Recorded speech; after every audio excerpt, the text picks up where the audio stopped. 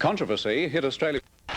Well, the racing now in Sandown turned into a punter's paradise with 6 favourites winning today, and former Adelaide trainer John Hawkes was pin-up boy. He provided 3 of them. To the early results, and the first on the program won by Our Orphan. It was his first win. He's lightly raced and he looks like he'll go on and win a few more. The second to Sweet Ripa, starting 11-4 and favourite, now won 3 of her last 4 starts. Snowspi made it 2 out of 2 with her victory in the third event, and she was 3-1 favourite. Now to the replays and Dial Tone, Adelaide Cup bound after today's impressive win. Cashmere King's got a little tired, and Dial Tone starting to eat up the ground. He's grabbed him in a stride. Dial Tone dashes away from Cashmere King and Avalon King from Ragatan, and Dial Tone goes on to win by about 2 lengths. Second and third, this was very close.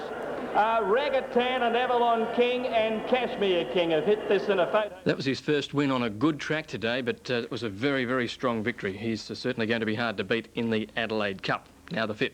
Swept to the front now from Noble Virtue, Hydro's Girl, and English Charm coming home well, but MARDISI punched out by Stocker, and MARDISI wins at about 1.5 lengths to English Charm.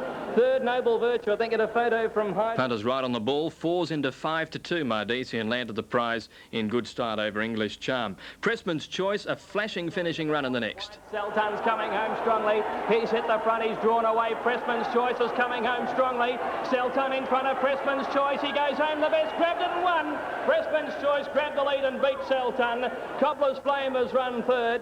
He's only raced 4 times, and Darren Gauci booting him home there to his second victory. Very good one today. Cameronic, 2 good in the next. Heels, he shook off the challengers, led by 3/4 Northern Copy. Arnani Bay coming again.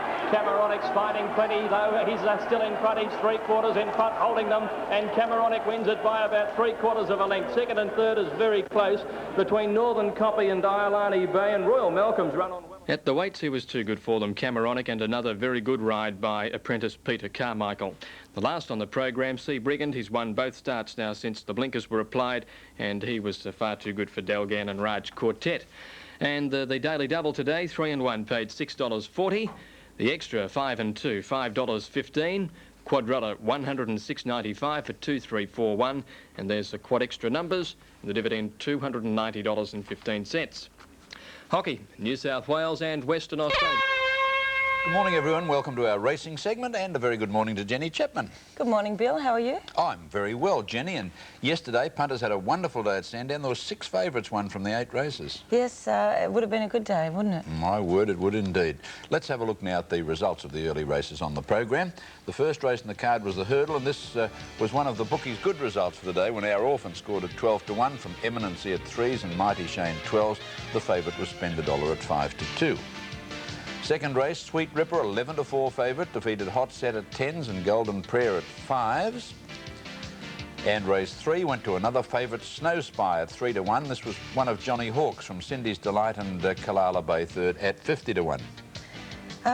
Bill, I thought the win of Sweet Rippers was pretty good there yesterday. She actually looked as if she was gone on the turn, but she really fought on very well. And Gary Roberts, obviously, he's going to start off his syndication on a pretty good note. No doubt about that. Let's have a look at the first leg of the quadrilla now. But Cashmere King with the saddle moving forward, went to the front. Gouch in an awkward position, or Sonic Zoom nearly went over the rail. It crashed in on top of Sonic Zoom, Cashmere King, but it's 3 in front. Avalon King out of the pack, and now Dial Tone getting out but hanging in. Then Ragatan, Cashmere King in front, but Dial Tone is swamping it. And Dial Tone reached the lead from Cashmere King, battling on his Avalon King, but Dial Tone racing away. Dial Tone by 2.5 on the run home. Second may go Cashmere King, and nose Rag. Well, the winner, Dial Tone, 5-4 favourite. That's 2 in a row there, and it's won very well. Cashmere King 5-1 and Ragatan at 10-1. And a bit of fun and games when they turned into the straight, Jenny. It certainly was there, Bill. Cashmere King flattened Sonic Zoom on the inside there, gave him no chance of winning the race, but I don't think you can write Sonic Zoom off after that, because the interference was enough to obviously put him completely out of the race, and he did fight on as it turned out. But the win by Dial Tone there, it's great to see John Hawkes sticking with Wayne Treloar with 56.5 kilos there, because the horse obviously isn't easy to ride, and Wayne Treloar's got a lot of vigour. The horse hung in, and he really does suit this horse, and now he's headed for the South Australian Cup. The Steve's Lumley was the next race in the program, event 5, and the favourite here in a good betting race was MARDISI. 400 metres to go on the straight. Lady Violet went up to Manatea. Noble Virtue grabbed them. Further out as Hydro's Girl and MARDISI running on well. Taffeta Bow trying to get a run behind them, and then further back in the field is English Charm. MARDISI in the middle now, moved up to grab the lead with 100 to go. Noble Virtue the inside, and down the outside English Charm late, but MARDISI got a winning break and is home. MARDISI's coming away to win by a length and a half from the run home. Second English Charm, Noble Virtue. MARDISI started 5-2 favourite. English Charm came home when it was all over at 10s, and Noble Virtue third at 33-1. And Michael Clark probably wishing he was on MARDISI in this great battle he's having with Darren Gauci for top jockey. It is a great battle, isn't it, Bill? The run of English Charm was excellent, really, with 59 kilos. She got home late towards the end of the race, but she's racing very well, and obviously a win isn't too far away for her. We had a thrilling finish in the next race in the program. The favourite of the event was Sultan. Back Salotto. Pratt never getting into the clear, followed by Olympus. Bosley and back on the fence, down the outside Sultan.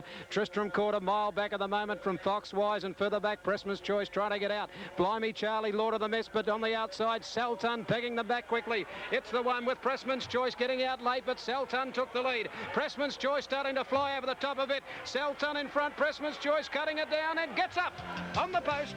Pressman's Choice right on the line over Sultan. Well, as 3Z's Brian Martin says, Pressman's Choice got up right on the line at 13-2. Sultan 5-2 favourite. Jed looked home, and Cobbler's Flame third. And the winner, of course, is part owned by Alan Hunter, who's got many top pacing horses. I think Alan's going to be very lucky with this horse, Bill, because he was most impressive yesterday.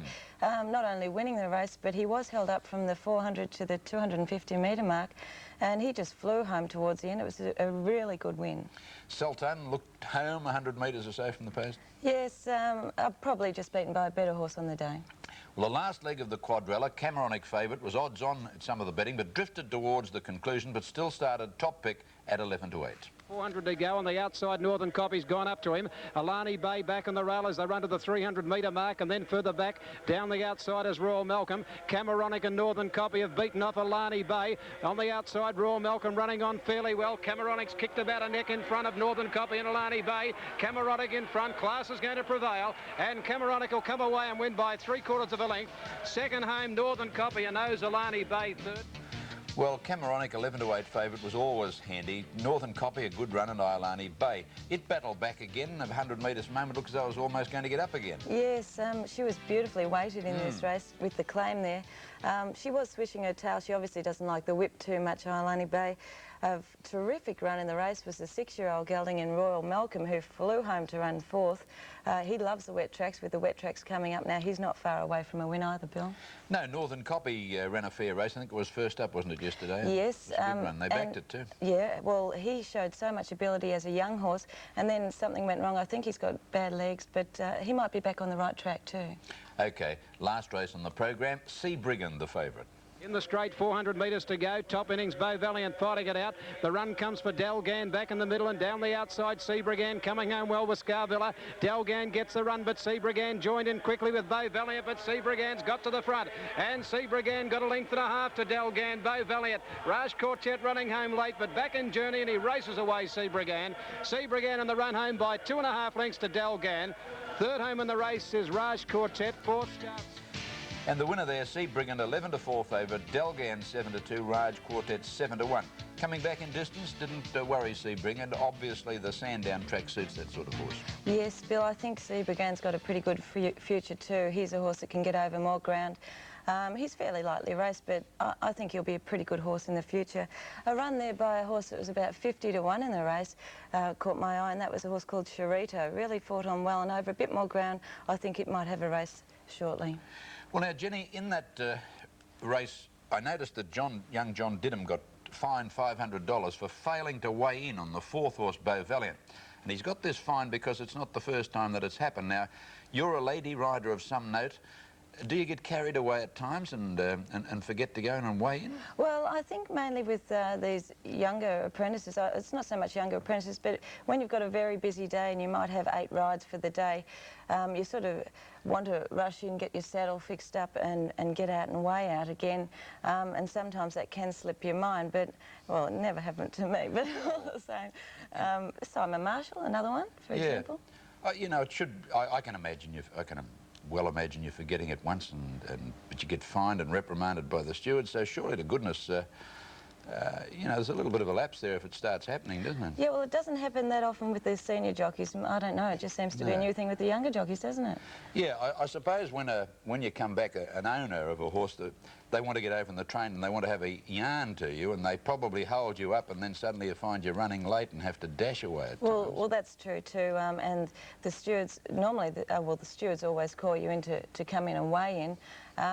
It's quite unusual to, if you're even walking past the scales area, that you can possibly miss to weigh in, actually. OK, let's have a look at the doubles and the quadrillas for yesterday's meeting. The Sandown Extra Double, 5 and 2, paid $5.15. That's Sweet Ripa and Dial Tone, both favourites. Two more favourites won the Daily Double, 3 and 1, that paid $6.40. Now, the quadrilla, 2 Dial Tone, 3 Mardisi, 4 Pressman's Choice, 1 Cameronic, 3 favourites and Pressman's Choice well back. Paid pretty well considering, $106.95. Pardon me.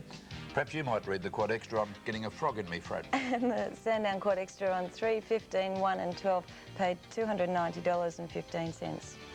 Bill, I've got to mention, by the way, on Tuesday, the Anzac Day meeting at Seymour, that terrific meeting where they have terrific food. It's the last of the picnic meetings up there, and all the premierships will be presented.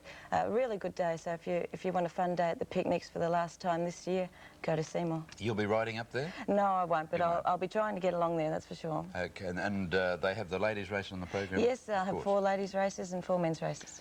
OK, well now, don't forget Flemington, of course, race also on Tuesday. Great meeting there, Anzac Day, and we go to Moonee Valley next Saturday for another top meeting. That's all as far as racing is concerned. Thank you for being with us, Jenny, and don't forget the boys from the football world will be joining us after this break.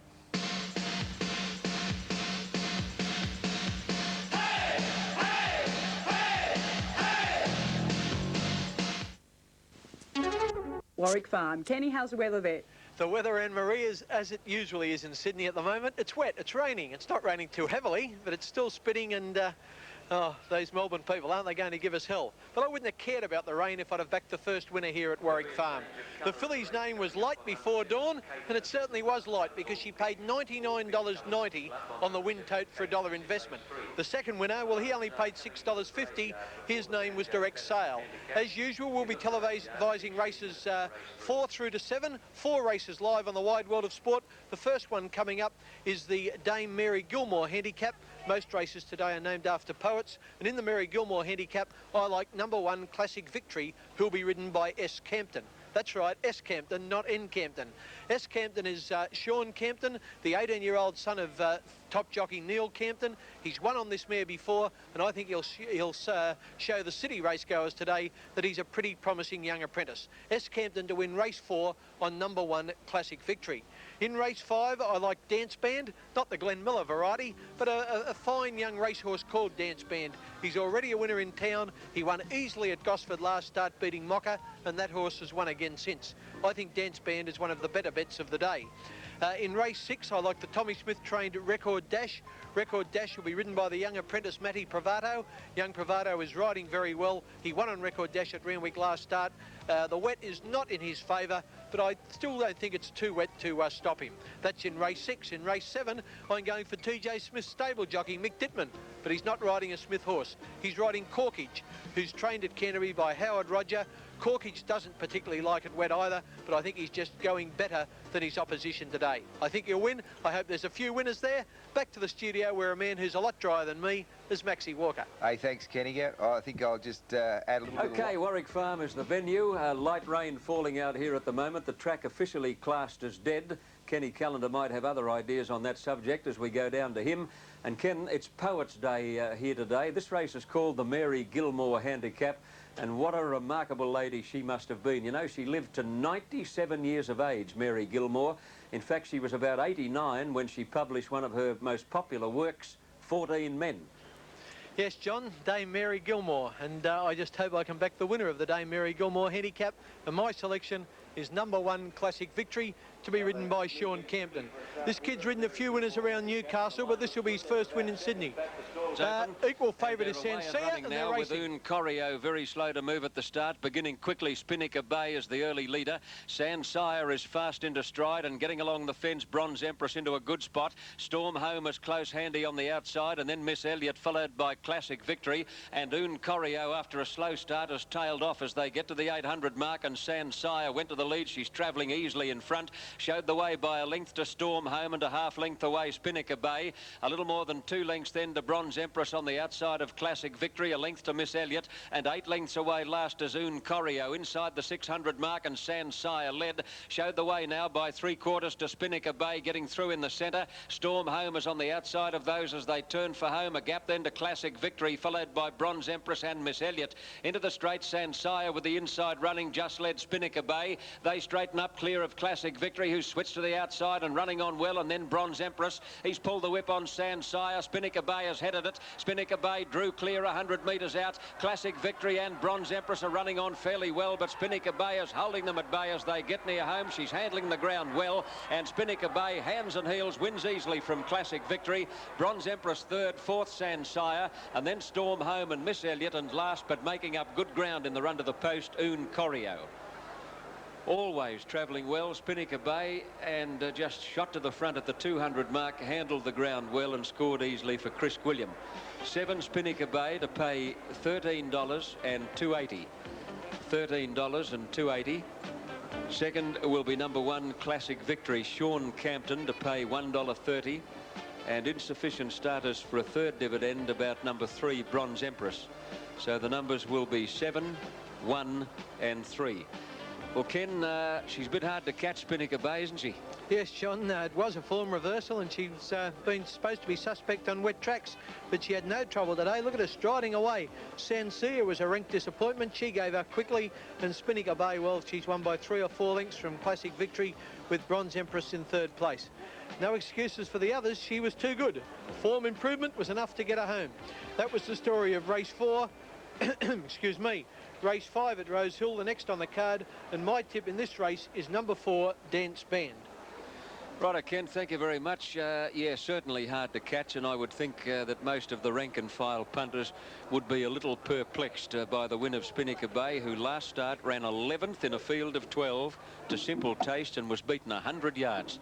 Coming up on Wide World of Sports, a natural alternative to anabolic steroids. Righto, Ken, thank you very much indeed, and it's race 5, the Henry Lawson Handicap, and the runners are arriving at the barrier stalls. Now, I have the privilege to part own one of the runners in this, namely Aldeniti, and I've got to say that he hasn't raced for 7 months. He looks very much above himself in condition. We've had a lot of problems with the horse. He can gallop. He proved that by winning a 2-year-old race in Brisbane last year, and he did run second in the Fernhill Handicap behind Merimbula Bay on another occasion. But Ken, I'll get a major shock if he runs into a place. He's carrying none of mine. He's as fat as a seal. Well, if you haven't backed him, John, I won't be backing him. I've actually put my money on Dance Band, and I might even do a little soft shoe shuffle. It's hard for me to say, a soft shoe shuffle, if Dance Band wins here. Let's look at these prices. I was dared to say that. Number 1, St Midas is scratched. Natural Wood is at 7-2, Coefficient at 11-2, Dance Band, that's big odds, he mightn't pay quite that, 4-1 at the moment, Engrossing at 20s, Particular 11-2, 9-2 Tudor Dancer, he's been well backed in the ring, 8 NETSIRK, 20 Gun Bernie, Frozen is scratched, 80 Aldeniti, 50 Generous Prince, Maya Boom is scratched, 30 on loan, 100 Major Statement, and 30 Gambler's Delight. Here's John Tapp to do a soft shoe shuffle on race 5 here at Warwick Farm. Oh, that's one of your better ones, mate. Soft shoe shuffle, you beauty. I'm thirsting for a little trivia on Wide World of Sports. Let's hear some. Which horse holds the record for the most consecutive wins? Picnic in the Park won 21 in the 1984-85 season. And most of those wins were on far northern Queensland tracks, but it doesn't matter where you win, they all count, and it's hard to win anywhere. You'll always find one a little too good for you on the day. Now, these runners are moving in rapidly. Generous Prince has gone into line, so too has Tudor Dancer. Particular drawn down close to the inside as in the gates. The inside stall is occupied by Engrossing. Now Coefficient is moving up into line, and Gambler's Delight about to move along. So there are two to come up, namely NETSIRK and Natural Wood, and they're about set for a start in the Henry Lawson Handicap. The People's Poet, old Henry, born at Grenfell, out near the Wedden Mountains in the midwest of New South Wales. Lovely part of the world. Now Tudor Dancer's a little fidgety in the gate. NETSIRK has moved up and stands well, so does Coefficient. Gun Bernie is in the gates and facing up squarely, and they look to be about set as the starter picks up the button, and they're ready to break in the Henry Lawson. Stalls open, off and running, and wide out. Coefficient is about the first out. Generous Prince began well. Natural Wood has to be bustled along by Dittman to hold a forward spot, followed by Major Statement, and then Gun Bernie and Tudor Dancer. Close handy as Dance Band when they get going, followed by Particular.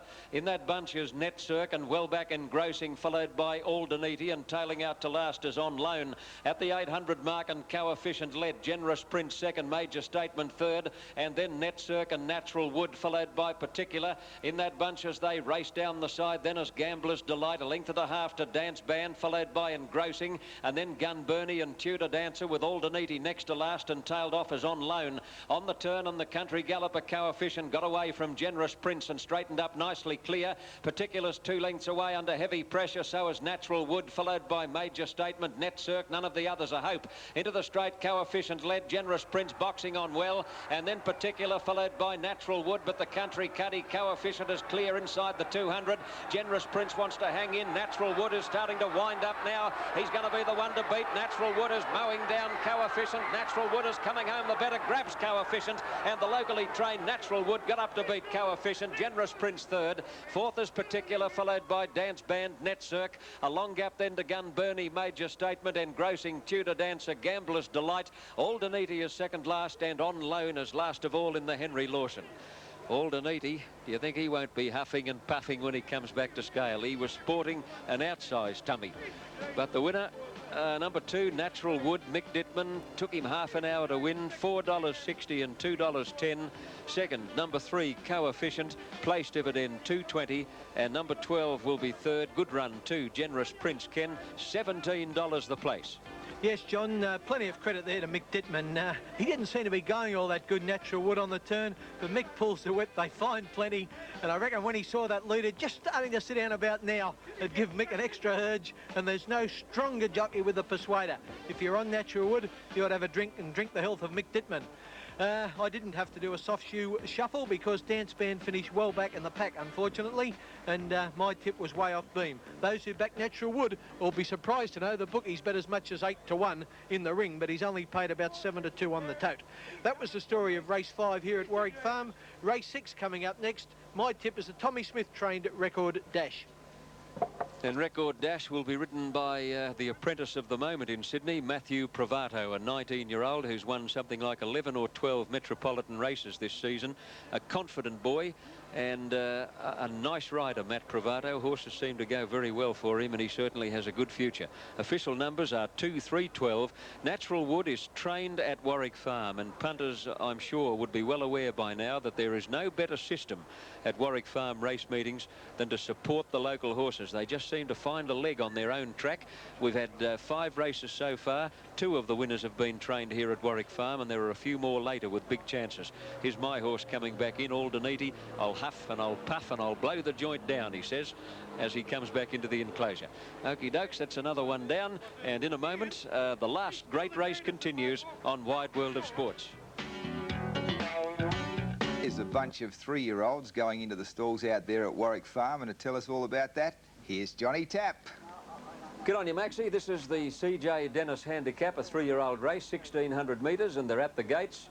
And this is named after, well, I guess the real humorist amongst the Australian poets, the legendary C.J. Dennis, a man who died in 1938, and he gave Australia some very, very memorable works, none more so than The Moods of Ginger Mick, and there was another one called Random Verse, and his most famous of all, Songs of a Sentimental Bloke. from which one of the early Australian movies was made. Sentimental Blokes, here's one right now, although Racing Ken is one caper at which you shouldn't be sentimental. No, John, you shouldn't at all. But if you can tip winners and back winners, what's the difference? Let's look at these prices on race 6. So Midas is at 7-2. Record Dash is a clear-cut favourite at 6-4. He's a little bit longer with bookies. He'll be ridden by Matt Bravado. The next 3 horses are Scratch, Swain, Natural Wood and Mint Machine. Impenta is at 4-1. She's a lot shorter in the betting ring. Shane Edmonds' mount seems very good tote odds. King Justify is at 8-1. Smoky Skies at 33-1. Toss the Caver, who will now be ridden by Alan Cowie and not Malcolm Johnston, is at 9-1. Rave Report at 15-1. Adopt is into 16-1. And Daceyville is the outsider of the field at 100-1. One change there, make Impenta into 7-2. They're the prices on race 6. Here's the best caller in the business, Johnny Tapp. Thanks, Ken. CJ Dennis Handicap and the runners are about to move into the gates, but we've got time for a little bit more trivia. What have we got coming up? What is the most number of starters in an Australian horse race? 43 for the Rosehill Cup in 1897. And modern-day racing commentators have got the hide to complain about a field of 16 or 18. I'm glad I didn't call that one. The Rosehill Cup in the 19th century, 43 runners. OK, let's pick up some of the action from today's Melbourne race meeting. Here's race 5 on the card down there. They come down near the corner with Venadu, back near the tail, and so is Damsel and Table Habits. 400 metres left to go as they straighten. Manitea just the leader. Lady Violet moved up stylously on the outside, and also coming up them out wider on the track was Noble Virtue with a fair run.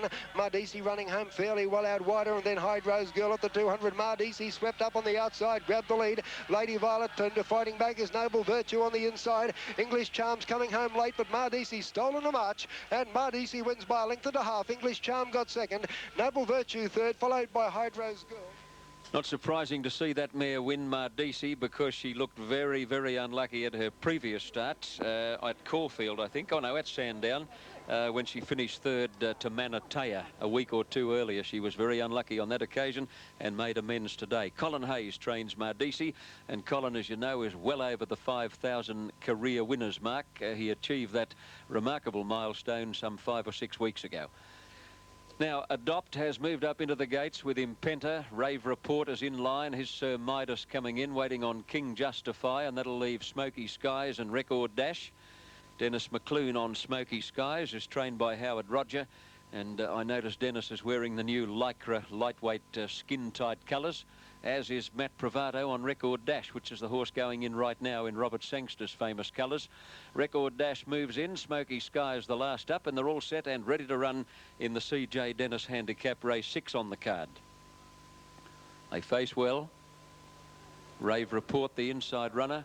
Gates open, off and running. Good start. Adopt got squeezed out, however, in the first 20 metres and went back to the tail. Toss the Caber bounded out in front of Rave Report. Impenta began well, and so did Record Dash and King Justify. And now there's a charge for the lead.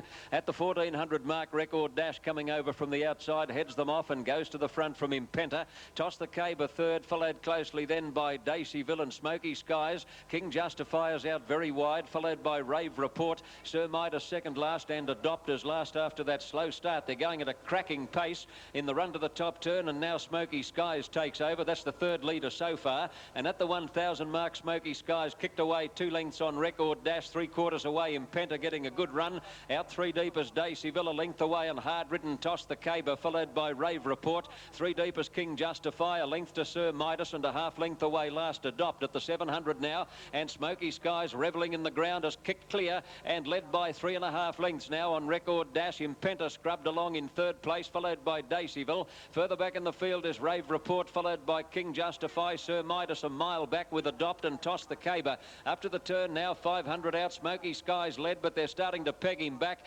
Record Dash in hot pursuit, and so is Impenta. And then Rave Report, followed by King Justify, and the others are well and truly struggling around the corner. Record Dash hit the lead to be tackled in turn by Impenta. Impenta coming after Record Dash. Rave Report is starting to wind up, and he might beat them all. Record Record Dash in front below the 200. Rave Report is coming after him and coming home the better. Rave Report drew level with Record Dash, who's kicking again. Rave Report's dying on his run. Record Dash fighting back. It's a ding-dong go, but Record Dash kicked again after looking beaten to beat Rave Report. Sir Midas came home well to be third. Impenta fourth, Every Hope, and then King Justify and Adopt. A long gap to Daceyville. Smoky Skies tossed the caber as last.